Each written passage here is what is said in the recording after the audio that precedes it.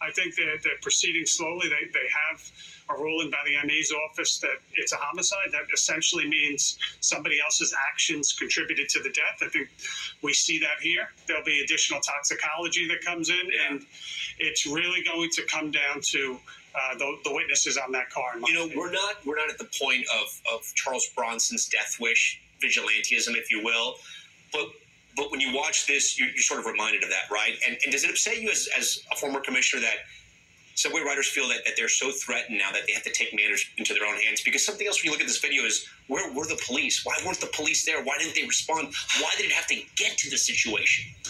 And I think I'll take a half a step back there. If you are a passenger in that car, what went through your head? This is what the DA is going to be struggling with as this individual came in and whatever he did, whether he threatened or whether he's mentally unstable. Right. Do you wait to be attacked, or do you step in and do something? And again, that's really at the heart of this. Then once he decided to take action, is he doing it to protect others? And then it becomes minute by minute, second by second, frankly, Tom. Yeah. How long was an appropriate length of time? And Charlton, before we go, I mean, and the commissioner brought this up, and thank you for bringing that up. We can't not talk about mental illness and the people that get on the subway cars, and they clearly need help. And either there's not help for them, or for some reason they're not being treated at that moment, because a lot of New Yorkers deal with this day in, day out.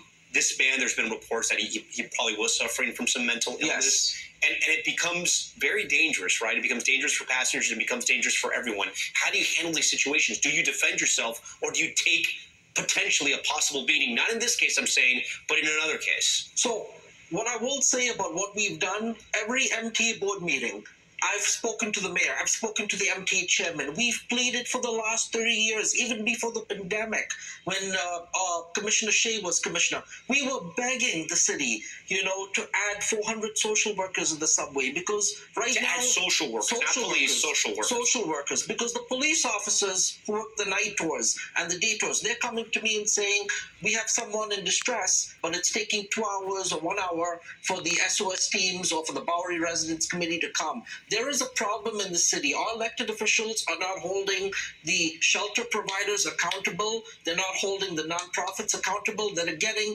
millions and millions of dollars. Commissioner, is that a solution? More social workers in the subway? I think it's a complicated problem for sure, Tom. Yeah.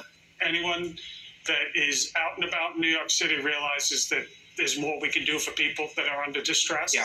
I think the real answer here is, though, how do you get them the help they need? Right. And you can't bring them to a place and then walk away. And there are unfortunately people that need to be compelled to get help. And okay. What does that look like? Okay, Commissioner Shea, Charlton D'Souza, we thank you so much for joining Top Story tonight. And now to story.